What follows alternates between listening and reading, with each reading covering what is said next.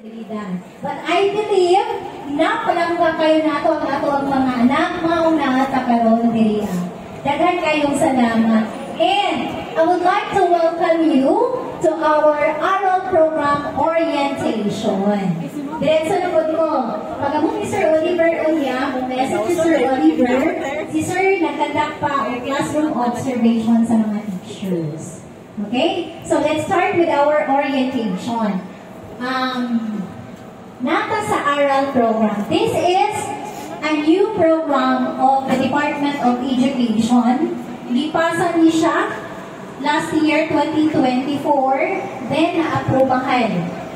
Okay? So nanatay Academic Recovery and Accessible Learning or ARAL program. Unsa gani ang ARAL program? Again? Okay.